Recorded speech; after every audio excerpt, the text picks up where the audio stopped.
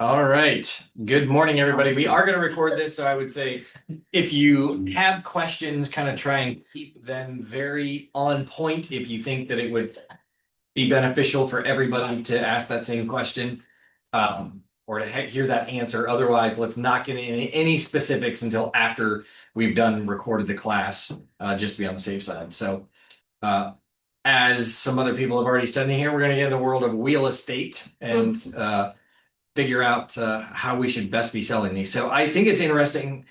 I had no idea. I mean, I've been licensed since 2002, and at any company I've ever been at, never ever have we had a mobile home purchase agreement ever.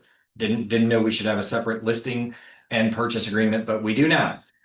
So a lot of the forms that you see here in the mobile home documents, they're not necessarily applicable to mobile homes because they're not considered real estate. So, like the RPD, the lead-based paint disclosure, none of those are really applicable because they are not real estate. However, we've included them because typically real estate agents and buyers and sellers like to include a disclosure, whether it's lead-based paint or an RPD. And if you don't have one, then the question is, why don't you have one?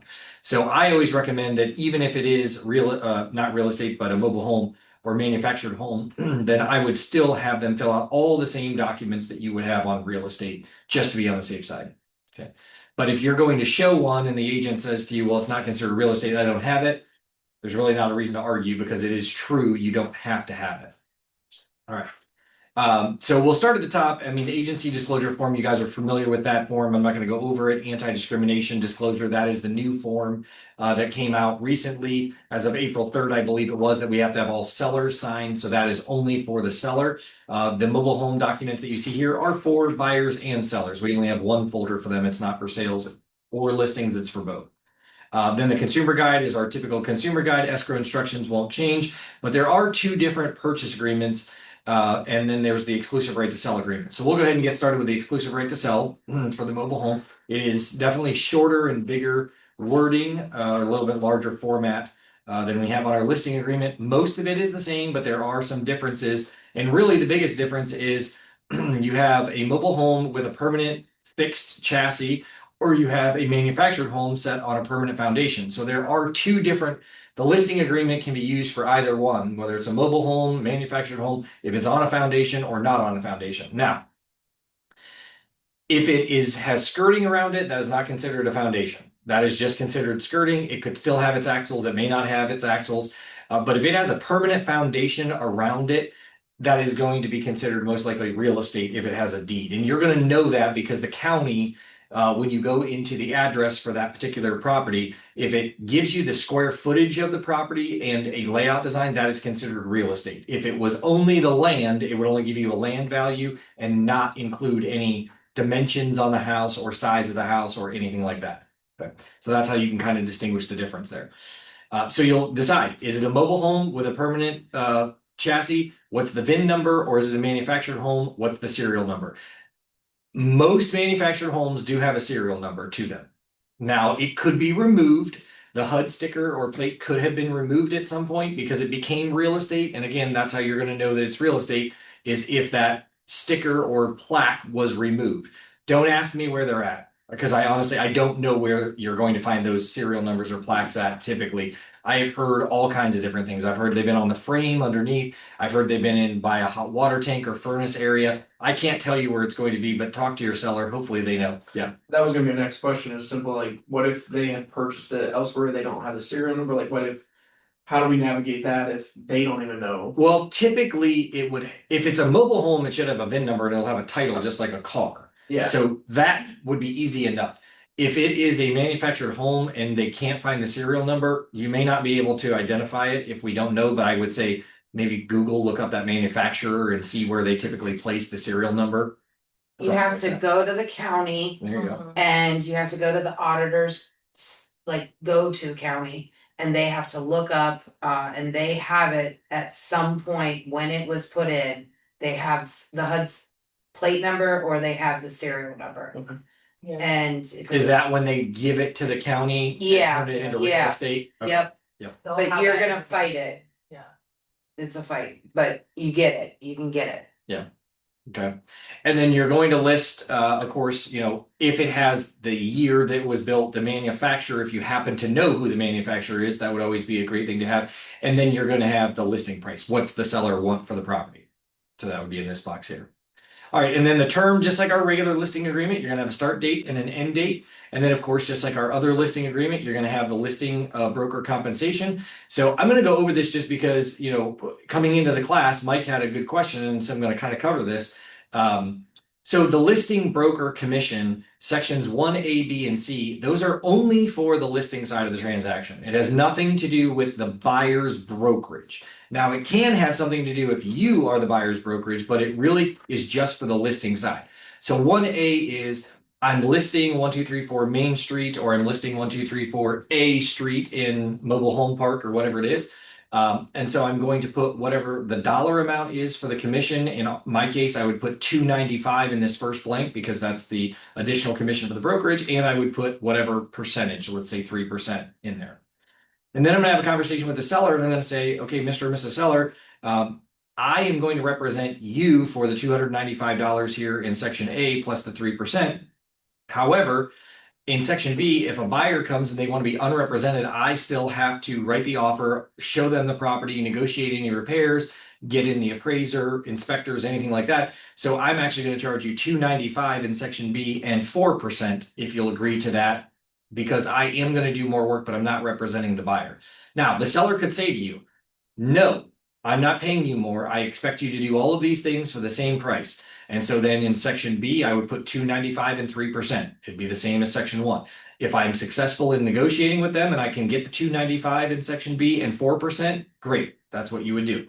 Then in section C, this is if you become a dual agent representing both the buyer and the seller. The seller again might say to you, I'm not willing to pay you the $295 and 6% commission. I'm willing to pay the $295 and 3% if you want paid, get it from the buyer. So that's a conversation piece. So that's all for the listing side. And that's true for our listing agreement too. That's not just specific to the mobile home. And then section 2, if you and the seller decide that it's appropriate to fill out section 2 and you put in a number here, a percentage, consider that blanket compensation. That's blanket compensation no matter what buyer's representative calls you and says, is your seller offering buyer agent compensation? The answer is yes, we're offering blank percent, whatever you put in. Now, you can leave that as a 0. You can put 0% in there and have the seller initial saying that they're not offering blanket compensation. It is just 100% negotiable. You bring me a buyer, you put in the purchase agreement how much commission you want.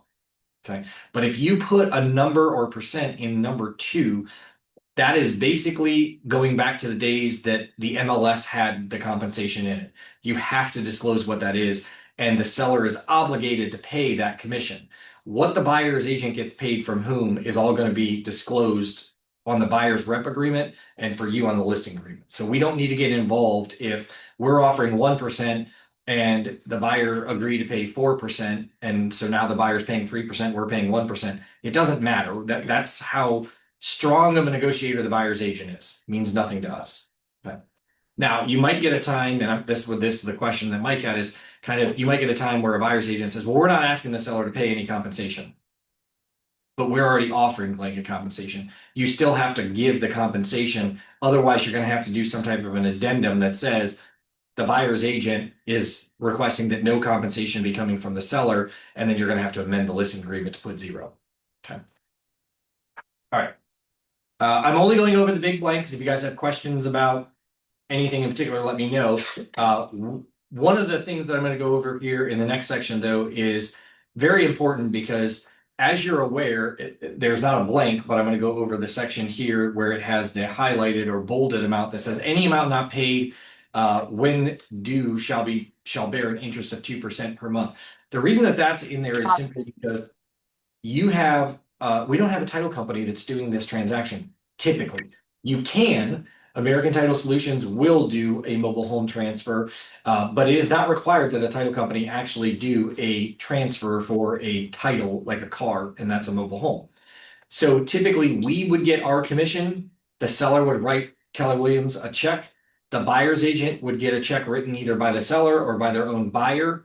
And then you would go to the DMV and transfer the title over, and whatever taxes due, that's paid by the buyer at the time that the transfer of the title. Sometimes we don't collect payment right away from our sellers and or get the money for the buyers, and the seller might go, "Oh, well, geez, you didn't collect it, and I wasn't on a settlement statement. Sorry about your luck." Well, no, you still owe the compensation, so you have to make sure that, in my opinion, it really is best to use the title company just because they do take in all the money. They can even hold the title because a lot of times too, a buyer is a little bit nervous. They're like, well, how do we know they really have clear title? How do we know that they actually have the title? How do we know it's in their name? We don't know any of that stuff because we can't look it up. It's not like real estate that's on the public record site, correct? I mean, Correct. I'm not aware of anywhere you can go look up a car title to see who owns it. Correct. So it would be the same thing with a mobile home. But they're not gonna transfer the title unless for the home unless there's a clear title, like if there's a lien against it. Right. If there's that's what I'm saying though, is sometimes a seller may not understand the process of having to get the lien paid off or released before a new title would get issued or the stamp that would say the lien is paid off. And so if you don't understand that as the agent, that's why I say it's better to get the title if there is a title and give it to the title company and let them handle the transaction because then they're actually physically holding the title and they can see whether there's a lien release or not. Yeah, that's the problem is most agents don't do the buy side and don't understand it. And Yep. we're not going through a title company at You're all. not. Nope. And the question that I get is, how do we know if we have clear title? The title company, like the DMV, Yeah. when they transfer it, they're not going to transfer it if there is a lien on the title. They won't, but I can still have a lien against my car or mobile home and sell it. But the problem is the money has to get paid off before clear title will be given. That's the problem when you have a mobile home that has a loan on it. It's not that you can't sell it, but it does complicate things because until the money from the buyer is actually given to the seller pays off their loan, you can't transfer that actual title because the lien release isn't there. And that's why I'm saying it's really best then if you work with a title company that can explain all of the process and hold the title so that way when if the buyer pays the title company and the title company pays off the loan, you don't have to worry about is the buyer or is the seller going to actually give up that title or are they just going to say, "Site, thanks for paying off my mobile home. I'm going to keep the title," and then you have to take them to court. By somebody actually physically holding that title would make the difference and Right. getting the new title that is lien free. So that's the thing that I think a lot of agents don't understand is you're correct. You don't have to use a title company, but also who holds the earnest money would be the next thing. That can sometimes be a problem. There's no law in the state of Ohio that says who has to hold earnest money, even in real estate. A listing agent could hold it, a buyer's agent could hold it, the seller could hold it, a buyer could hold it. We don't recommend any of those things, but there is no law that says who has to hold the money. So that's another problem I see oftentimes if you don't use a title company for a mobile home transfer is who does hold that earnest money. So, okay. And then the standard things on here, lockbox access, authorization to market, all the things that we typically have in our listing agreement, electronic surveillance, there is either is or is not electronic surveillance, our fair housing, and any disclosures that need to be provided. Confidentiality, it just says that, any information the seller wishes for us to keep confidential, we do owe them that duty. We're not going to share any of that information. Excluded fixtures, same thing as it would be with real estate. If there's, a particular wall sconce or chandelier or something that, the family wants to take with them, then they would exclude that on the listing agreement. You also want to make sure you're excluding it on the purchase agreement because just because it's in the listing agreement doesn't mean that it's excluded if it's not included in the purchase agreement. Then is there a home warranty? I would actually have to look. I don't even know the answer to this, but I don't know if America's Preferred Home Warranty actually does do mobile homes, do They they? do, and then also sometimes the park owns mobile homes and they will They'll give a offer. home warranty, but America's Preferred does do a home Okay. warranty. And then also, when they're new, the manufacturer Manufacturer. offers a warranty, even though it's the manufacturer is It's just covering that, but then park owns the mobile home. I don't really know how that works. We put it in there. Yeah, So- that's fine. If there's a warranty, I would say definitely, yeah, put it in the listing agreement. If it's a manufacturer's warranty, get the paperwork on it, just like you would for a house or a basement, waterproofing warranty or anything else. Yep. And then point of sale inspections, if you have a mobile home that's on residential real estate, it might have a well and septic. So you might be required to have a well and septic inspection done depending upon the county that's located in. And then it just says the seller obligation, same thing as our listing agreement, that the seller should maintain the property and it's their responsibility. Cybersecurity, just protecting everybody, that we do sign things electronically, we do things online, we need to make sure of any data breaches, and it's a binding agreement. So pretty standard. It really, the biggest difference on this listing agreement is that you're getting a VIN number instead of an address. And the reason that you're doing that is because, especially if it's in a mobile home park, you're not actually selling that piece of lot. They're renting that lot, but you're selling the mobile home. And so that's what that's for. Is that why there's no address in there? Yeah, that's exactly why there's no address in there, because typically this is a manufactured home. There's not real estate included. So this is really used for your parks or anything. You typically wouldn't have a manufactured home set on a permanent foundation in a mobile home park. Go ahead, Mike. Sorry, no, finish that, and then I have a question on that. Yeah, you typically wouldn't have that. When the attorney designed this, I don't know exactly why they said set on a permanent foundation. To me, I think of a permanent foundation as a block foundation. Mm-hmm. But I think that a lot of times people think a permanent foundation is where they've taken the wheels off of the home and it's sitting on piers and has skirting around it. I would not consider that a permanent foundation, but it is a foundation of some type, and it could be in a park. You could have a double wide in a mobile home park, or you could have a manufactured home that the wheels have been taken off, but it has skirting around it. That's what this would be used for. But if it's real estate, you're going to use our regular real estate listing agreement. Go ahead, Mike. So we had one at one point in time where it still had a parcel ID number. I'm trying to figure that out. So like, would we? They were renting, they were paying rent, but it did have a parcel attached to it. Well, I imagine it's kind of like a condo association. There's one parcel number for the entire park typically. No, it was specific to that little. It was weird. It was specific to that exact lot number, and that's where I'm just trying to. And I suppose a park could, instead of being like a condo association, I suppose, depending on how they set up the park, they could have different parcels on that street that they rent that parcel. But typically, if they're renting that parcel and it's a mobile home, the only information on the auditor site would typically just be about the parcel. It wouldn't have any information about the actual. No, the parcel, Unit. the unit is in the auditor's website. If it would be owned by the same party, I could imagine that. But if you're renting it, I don't understand how the mobile home Yeah, our people, they were paying taxes on that. Yeah, you're paying. on the lot. Yeah. Sure. They Yeah. could. I mean, depending upon the lease that they have, absolutely they could be paying the taxes on the property. I mean, we have triple net leases on buildings and we pay the property taxes and interest. It really depends on whatever they would set up, I guess, with the park, if it's in a park. Or if it's not in a park, it doesn't have to be. I mean, if you drive around the city of Canton or Massillon, you can find older mobile homes that are on lots. So And they would pay the tax on that. my question is that when we run into that situation, how do we note the parcel number on here as well? If it's just the VIN or the serial number. Is the real estate being sold with the property? No, but it'll transfer through the auditor's website, so I can. But that doesn't make it, I mean, I'm missing something because that doesn't make any sense. How is the real estate transferring if the owner is not selling it? That's a great question, and that's what we don't know. I mean, I guess that would be a question for the auditor's office because I'm not understanding how, if you're selling a mobile home that is on its own parcel, Mhm. and so let's use visuals, right? I own a parcel. Mike, you've put a mobile home on it, you rent that parcel. The lease that you and I have worked out is you're responsible for the maintenance of the lot, the property taxes, all of that stuff, but you pay me monthly rent to rent that lot. I own the real estate. You decide to sell your property, your real estate to Megan. Megan buys the mobile home.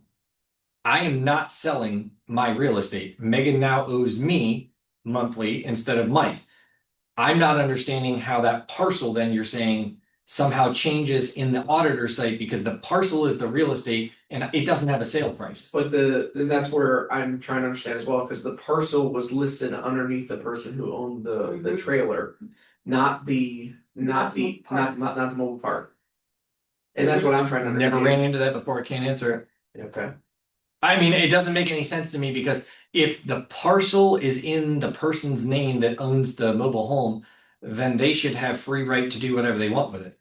Like, I mean, they should get money for selling that land, right? Right. It's their land. So I'm not sure how it belongs to the mobile home park. Okay. I know that's more of a specific scenario. It's very specific. Yeah. I mean, I would love to give you an answer, but I don't have one. But it sounds like Megan's run into this before too. Yeah, so. For the land use, it says mobile home on land. Mhm. Neighborhood is this neighborhood, but it's in it's in the person that owns the mobile home. So they have a parcel number. Yeah, can't answer that. I mean, to me, they own that parcel. Like I mean, you wouldn't transfer a deed, a parcel is in the name of the owner. So that's a good one. Megan, you are a guru for these. How do you not know the answer to this? I don't know.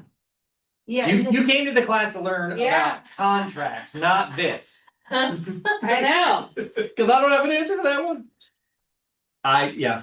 But I would say if you come up with an answer, let me know. I'll do some digging. All right, so that's the listing agreement. All right, so let's move on to the purchase agreement because there are two different purchase agreements. There is a mobile home purchase agreement with real estate and one without real estate, which is a bill of sale. Okay, so we'll do the one with real estate first, and these have they're very similar. All right, so the mobile home purchase agreement, easy enough. First box date, it's between whoever the buyer is and what the buyer's mailing address is. And the reason that they have this on here is because just because a buyer is purchasing that property, they're obviously living somewhere different. Their mailing address is different. And the same thing could be true for the seller. The seller could be selling that mobile home, but their actual address is different than the mobile home. Maybe they don't own it. So it's just being specific so everybody understands where they would be sending any mail or addresses for, I guess, the title company or whomever. All right, and then this would go over kind of what the mobile home entails. What year is it? What make is it? Is there a model? What size is it? Is 16 by 80? Is it 18 by 80? Whatever that would be. Is there a serial number? And on this particular one, you are going to put an address or location because typically when you're buying something, even if you're deciding to move it later, it does have an address of some kind, typically. Even when you put them in the new mobile home park, it gets an address, correct? Yes. Or a lot number. It gets an address with a lot number. Yeah. Just like an apartment building. Yep. And so that's what you would put in here. And then, of course, if there is a name or community of the park, Rolling Greens, whatever it would be, if there isn't one, you don't have to fill it out, but typically there is. I don't know that you need to go through what the mobile home includes other than checking these boxes. If you really want to put the serial numbers in there, I suppose you can, but that is really time consuming and going through the entire mobile home to figure out what the HVAC system serial number might be in washer. And I really don't know what you would need this information for. I really don't know what you would, unless a seller is switching something out on you in between the buyer buying it and leaving, the seller leaving. Yeah, I was curious about that because I was like, wouldn't they have to open up the HVAC system? You would. You would have to find out. You'd have to open the door of the washer and dryer or take the panel off the back, whatever. You'd have to find out what it is. So I'm not really sure why you would need that, but I'm assuming that since our attorney put it in there, there's a very specific reason. And again, all I can think is because somebody changed something out at some point in time. That's all I can think. But I would check the boxes that it includes those amenities. I don't know that I'd worry about the serial number. That's just my personal opinion. Just if we're like kind of picking this apart. Yeah. The address and location and the name of the park should be bigger. Okay. You want longer boxes? Longer boxes, more information. Like most of the time the park is like, here's the park, here's the address, here's the phone number. That should be in here too. Okay. Just because the buyer usually has to contact the park independently for a park application. They have their own deposit and land, The only thing I would say is remember, this is being typically filled out by the buyer's agent. The buyer's That's agent true. is not going to have any of that information. It's not saying that you can't put it in there as the seller. I'm just saying, as the listing agent, I'm just saying if I'm a buyer's agent, I would have no clue what the actual physical Correct. park address is if it's different from the mobile home. I would have no idea what the phone number is for the park or anything. Yeah. So I would say that to me almost feels like maybe we need a different form that is specific to a listing information for the listing agent to have that filled out and provided as a supplement in. Well, most of the time there's like park rules and regulations and then an application, and that should most of the time is in the supplements. Yeah. So As long as it's in the supplements, I would think that that's fine. I just don't know that that information is necessary for a purchase agreement. yeah, okay. I agree. Yeah, okay. All right, and then agreements for the sale, at the closing, and again, this doesn't have to be done by a title company, but the seller shall sell to buyer and the buyer shall perform the purchase from the seller for the mobile home. And basically, it's contingent upon approval of the mobile home community management company or any other applicable authority. That's so important because a lot of the mobile home parks do have to do a background check and approve any tenants or buyers going into the mobile home park. And we don't get to choose that. Like, I mean, if that's their rule, that's their rule. So it is already pre-typed in here that it is subject to that. And then the seller shall have no obligation to sell the mobile home to the buyer, and they have no obligation to purchase in the event we would just terminate the agreement if they're not approved. So that's important to note too for our sellers to understand, because unfortunately, if the place won't approve them, you can't move in. It's really that simple. So, if there is earnest money and things like that, the deal is dead. Let the earnest money go back to the buyer. It's not their fault. So, all right. And then the purchase price. So you're going to put in whatever the purchase price would be. So on this first line here shall be the purchase for the mobile home shall be blank and payable to the buyer as follows. Blank shall be paid to the buyer to the seller is a deposit. So we're not calling it even earnest money. I know we use that term as interchangeable, but there's a deposit. And the seller shall promptly refund any deposit to the buyer in the event that the buyer is unable to obtain financing, if they're doing that, to purchase the mobile home, or if the necessary approvals, as we mentioned above, are not obtained. Okay. So it does put some protections in there. Not so much for the seller, but it really does put protections in there for the buyer. That's what a purchase agreement is supposed to do, is represent a buyer. We have to understand that we're explaining it to our sellers properly, that basically if they don't get approved, you can't just say, well, I'm keeping your deposit, I'm keeping all your money. That's not fair. Okay.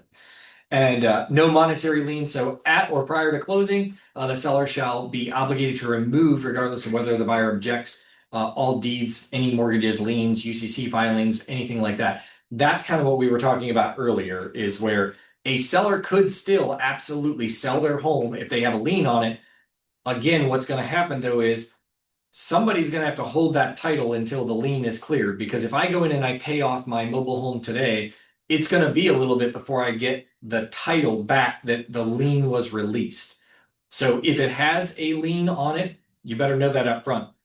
As a listing agent, I would be asking the question if the manufacturer mobile home has a lien against it. Do you run into that a lot of times in your sales? Most of them are probably paid off. Yes? All of them are paid off in one of the parks, and then the other park, they have liens. So Okay. we run, if there's a lien on it, we run it through a title company. It takes several days after everybody payoff. signed for it actually to transfer officially. But the ones that are paid off, they just run it over to the DMV. They Yeah. do all of their things. And it's pretty I think how you have to think about this is if you've ever bought or sold a car that's had a lien on it, or even from a dealership, right? You go into a car dealership, you don't walk out with the title in your name. It gets mailed to you weeks, sometimes a month later. That's going to be the same thing for this mobile home transfer. It's going to be the exact, if it has a lien against it. You're not going to be able to get it and by going to the DMV and getting a new title in your name right away. So I have an answer for you about Oh, the good. parcel numbers. So, the parcel, there is a parcel number for the entire land for the mobile home park. And then what transfers on the auditor's website is the home that sits on the lot. You can see two numbers usually on every lot. If you click on the one that goes to.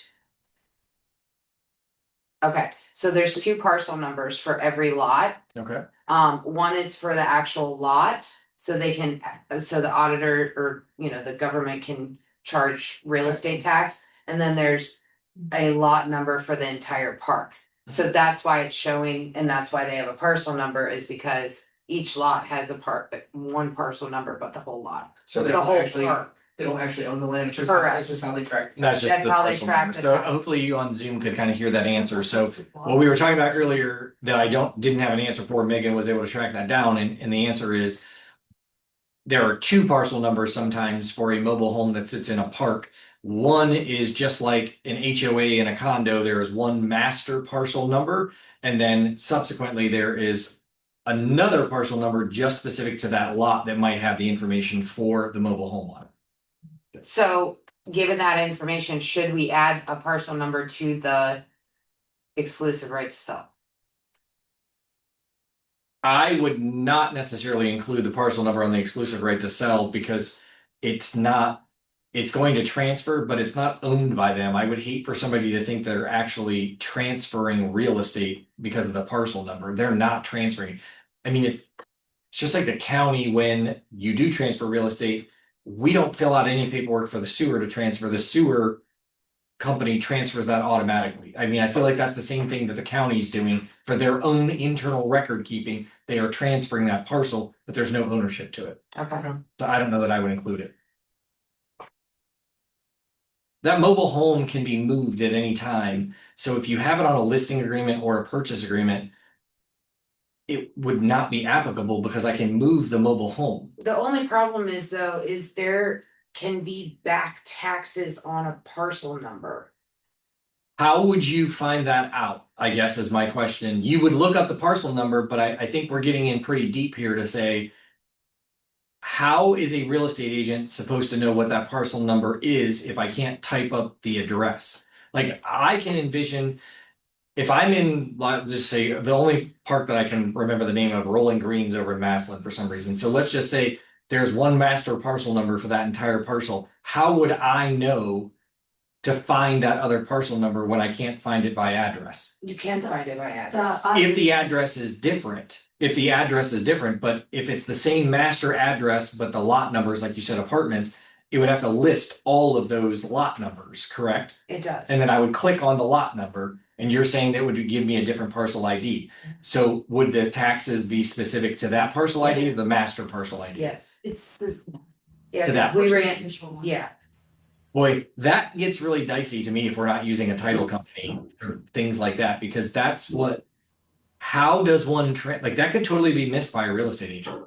That would absolutely be missed because you can't tell me that the DMV is going to stop. They're not gonna pull, Right. they're not gonna pull back taxes. Right, they're not. They're only going to You care have about the title. Yeah, you're, So I guess, what we're saying in sum, I know this seems confusing maybe to you guys online as we're having this conversation in the room, but what Megan is bringing up is that in the event that there is a parcel number for the mobile home inside a park, different than the master parcel number, there could be back taxes that are owed on that parcel.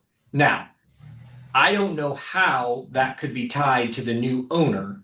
If the new owner purchased the mobile home and pulled it off that lot, how would I, as the new buyer, be responsible for those property taxes? I don't know how that would work. And nobody's going to verify that those have been paid prior to transferring the title, except for a title company that only works with deeds. So it's very convoluted, in my opinion. and there's not many title companies that will. There are not do many title companies. mobile homes. So if there's back taxes, and I'm trying to make it very generalized, if there's back taxes, the new owner just goes to the auditor's Right, they would ultimately office be and say, responsible. I did not own this during this time.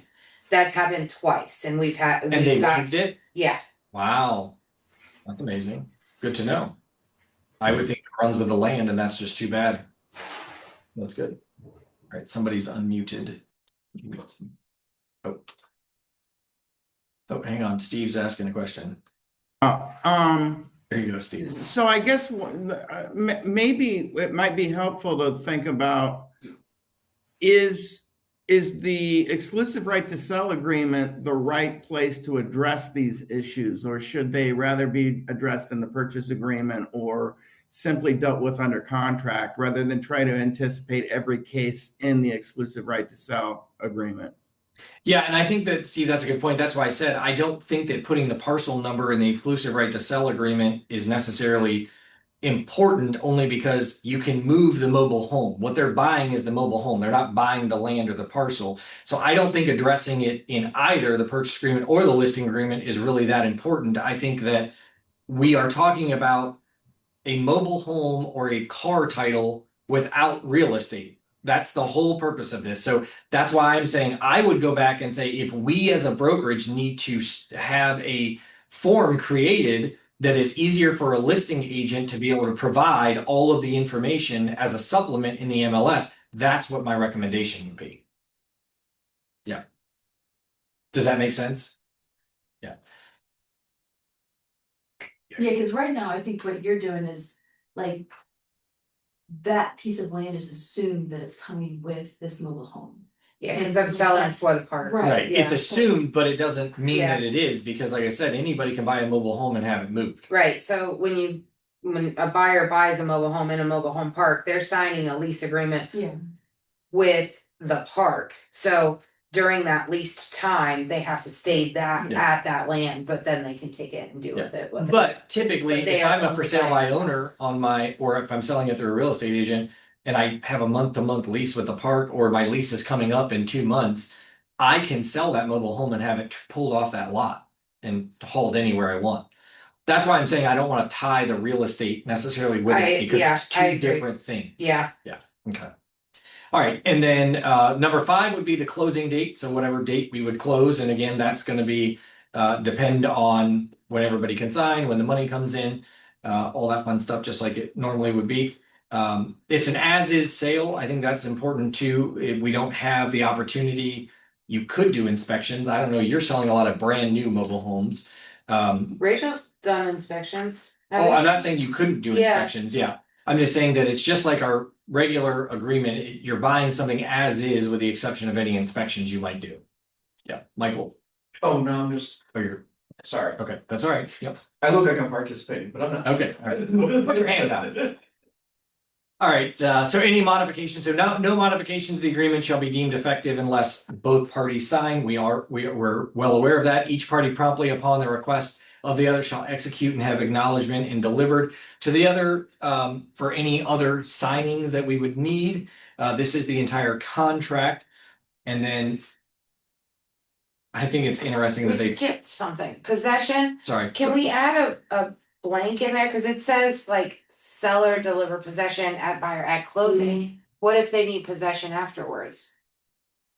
I mean, we could do, I guess we could have the attorney change that a little bit to have the possession. It just seems odd because we're treating that like real estate then. I mean, it's never happened to me before. I don't know, but And I would just say, typically when I buy a car, I get possession of the car immediately. Yeah. It's a house is a little bit different. And I understand what you're saying. A mobile home can be different because people live there, but I don't really know that I would want to engage in the practice of allowing a person to stay in there, because now you have a tenant landlord situation. And how does that work with the park? It's a sublease.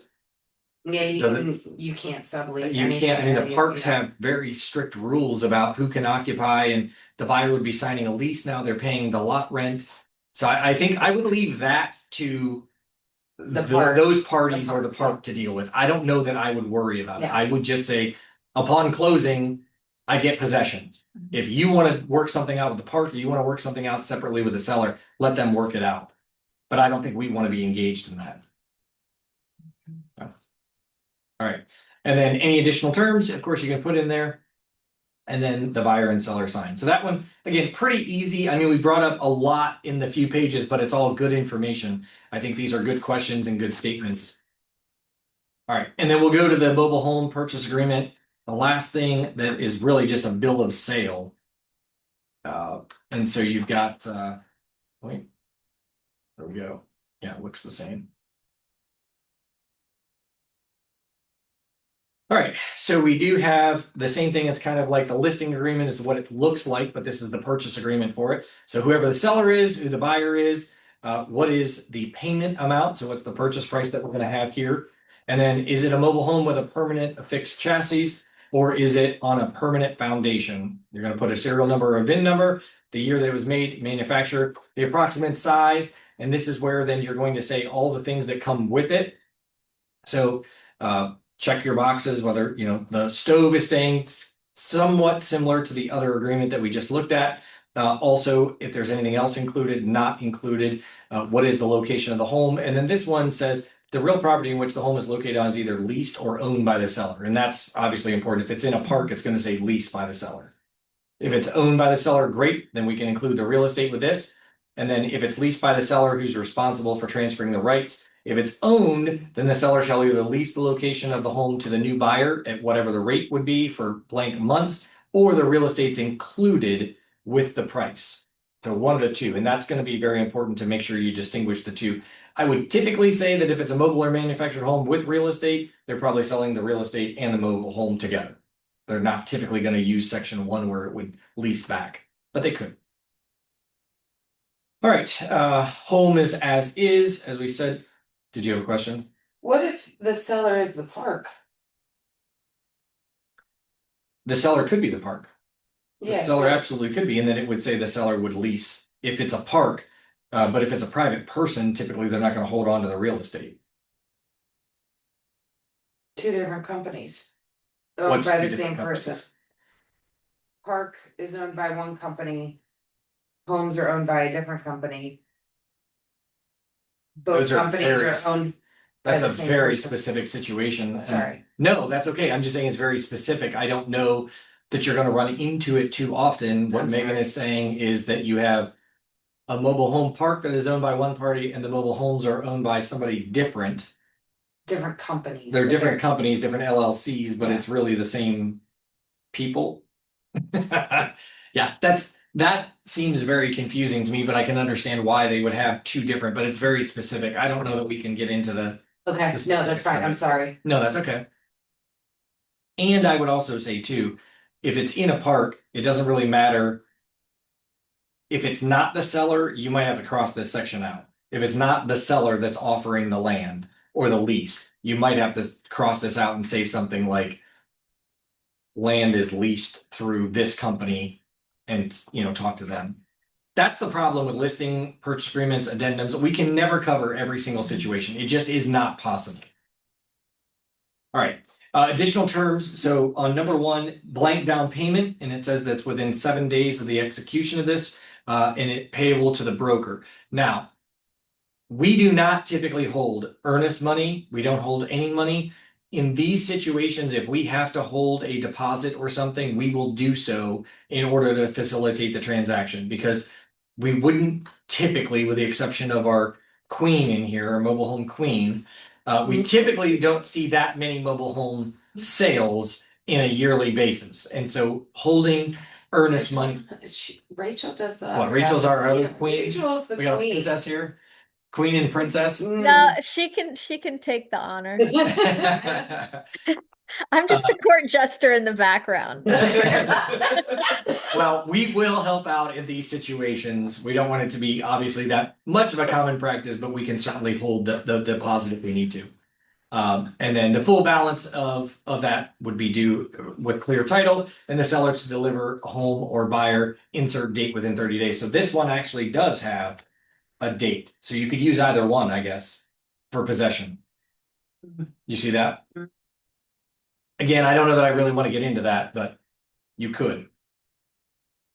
All right, and then buyer's inspections. Are you doing the inspections? This is also where you're going to have any inspections. If it does include the real estate, if we check the box up here where it says the real property is included, then in that case, you're going to be doing possibly point of sale inspections as well. Within 3 days after the completion of the inspection, they're going to either purchase it as is, they're going to make repairs, or they're going to terminate the bill of sale. Same, very similar to what we have in our purchase agreement.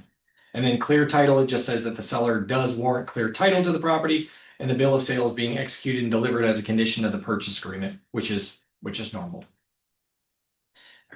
Seller will assign the title. They have to fill out the back. It kind of gives them, I guess, what the seller is going to do. The seller shall pay any current or back taxes on the county treasurer's office, so that's good. So that one's included in here. So I guess if the real estate is included, so kind of like what you guys were talking about, this one you would use instead of the other purchase agreement. So that's why we've got two different ones. And then get a stamp to indicate that the taxes have been paid. Great, notarize the title, pay the conveyance fee, which is typically the transfer fee at the DMV, and file with the auditor if necessary. It may not have to, but if there is real estate, they have to file it with that, and then register with the auditor. So, how does that work, actually, Megan? Do you know how does that? Rachel is the queen of this. Rachel, She how does most of the buys. Yeah, how does that typically work, Rachel? So I reached out to a local title company and was like, hey, where are all the offices that people have to go to get the title transferred? And they were so nice. They wrote me up like the 3 offices they have to go, what the cost is. So anytime we close one in Richland County, I just give the buyers the instructions. I just typed them out. So I'll either meet them at the, downtown at the offices, or I'll just spend the afternoon with them going to all the places to get all the stamps and title transferred. So Okay. You were earning your money. Yeah, you're definitely earning your money on those. I know my $200. Yeah, right. Yeah, there's not a lot of money involved in these, are there? No, but you know what? Everybody needs homes, so it's That's fine. right. No, that's right. All right, and then for manufactured homes, it looks like it's just a little bit different, not terribly different, but just a little bit. And I can see that they have a typo already on line number 5, the buyer, so we'll have to get that updated. And then it's a binding agreement. Somebody can witness this bill of sale if you want, and then it's accepted by the buyer and accepted by the seller. So pretty easy, pretty normal for the most part. Any other questions? When do you recommend using one purchase agreement over the other? Well, I think based on what we're looking at here, I mean, really, this is with real estate. So if in your case, you're saying that it's not located, if it's not located in a park that has a different parcel ID, Say that again. if the mobile home is not located in a mobile home park that has a separate parcel ID number, as we were talking about, and separate taxes and all that stuff, I would recommend that we use the first purchase agreement that we discussed, which is the mobile home purchase agreement without any real estate, because there's no parcel number you're transferring, there are no taxes, there's no nothing. This is a regular sale. I have a title to a mobile home. I'm giving you the title. You are going to the DMV and transferring it over. You're paying the tax on it. So that's what I would say. If it is located in a park which it has a separate parcel ID than the master parcel, then I would use the second one, which is the bill of sale, because it includes the real estate, and you can actually say whether it's owned by the seller, or if it's not owned by the seller, is it conveying with it or is it not? That's what I would say. Okay. Does that make sense? Yes. Okay. I don't know that typically you're going to get into, like I said, I have not sold a mobile home that I can ever recall that was in a park that had different parcel IDs. I typically have only sold them, like, I'm pretty sure, like Navarre Village. I think there's only one parcel ID for that entire park. And they do have lot numbers, but I don't know of any sellers that I can recall have paid the property taxes on those parcels. They just rent the lot. And same thing like Sherman Lake Village. I'm not familiar with them having separate parcel numbers either. So in those cases, I would use specifically the first purchase agreement that we discussed, because there is no real estate at all. Both the ones, yeah. The two that you have might Yeah. be different. Yeah. Yeah. And I'm the other one that reached out, because Mhm. Yeah. Yeah. But yeah, they have one. But yeah, I don't know about those two that you mentioned. I don't know. I mean, those are the only ones I've ever sold in, so that's the ones, and it's been years ago. Yeah. So I can't even begin to tell you. The one thing I would say with mobile home places is to look out for too is some of these park owners can be very difficult to deal with, because they don't want to deal with real estate agents. They want the homeowner to sell the mobile home to them directly, or they want to be the office in which the transfer goes through. So I would say it's probably a really good idea if you're going to sell in a mobile home community as the listing agent. I would contact that office immediately and go in and introduce yourself and ask some questions, because you put this up for sale, and then you might get a call that says you can't list in here, or you can't have a sign in here, or you can't do this, or you can't do that. So if you, it's just like anywhere else. If you don't know what you're doing in a particular area, including a mobile home park, you need to find out before you just blanketly offer something for sale. Well, every mobile home park has rules and regulations, do. and like that's first thing is you need to get those. Yeah, it's just like an HOA, because it is an HOA. Mhm. So, all right, guys, I'll let you guys go on Zoom if we still have some conversations. Any questions before we let you go on Zoom? Yes, I have a question question. that- Oh, hang on. Go ahead, Steven. So if you get into like deep Coshocton or deep Harrison, you're going to see mobile homes that have been added onto 3 or 4 times, and now you've got this Frankenstein structure. Yeah. How do you deal with those? Well, I would say if it doesn't have on the auditor's site that it's considered real estate, just because you add it on to a mobile home doesn't automatically make it real estate. What makes it real estate is you have to give the title of the mobile home to the county, and they record it then as real estate. You no longer have a title, it becomes real estate. So I would say, I would think that most of those folks that are adding on to these are probably not getting permits pulled. They're not doing anything. They're just adding on and doing whatever they want. So I would think they still have a title to the mobile home. That is my thought process. So I think you really have to ask the question to the homeowner, do you have the title to this? Do you still actually have a physical title to this mobile home? If you do, then we know it's considered a mobile home and it's real estate, not real estate. I mean, it really, that's how I would answer it. Okay. Any other thoughts? Anybody? It's like adding a spoiler to a car that it still comes with. Yeah.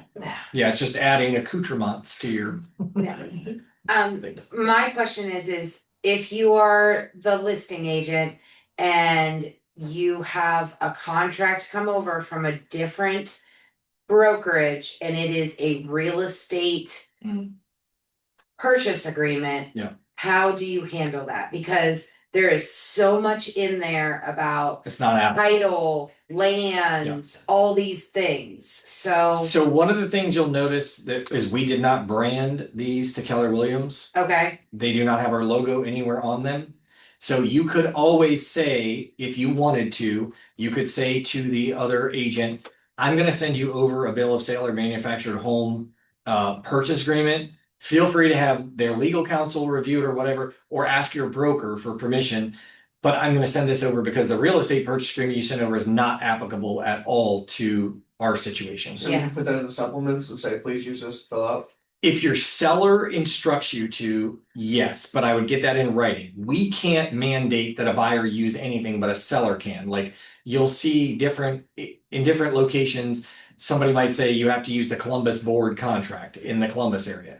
If the seller instructs that that's what you have to do, then they're allowed to do that. But if the agent just takes it upon themselves and says you need to do this, well, that's not true. You don't have to. And we don't know what's true or what's not true. Like we could ask the agent, oh yeah, the seller said that. So I'm saying, do you get it in writing? If you say to your seller, would you like us to use this purchase agreement? Here it is. And they say, yes, I would like you to use that purchase agreement. It makes sense to me what you're saying. Have them put it in writing and then add it to the supplement. Can we add that to the exclusive right to sell at the bottom? Sure.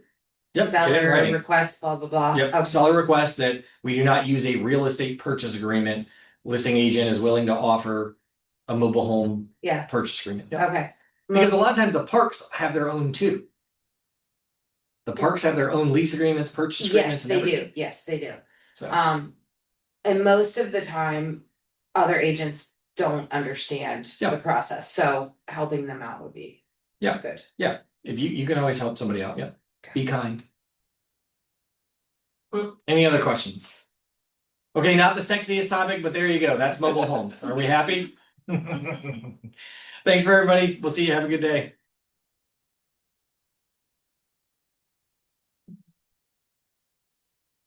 That would like catch those yippee ki day.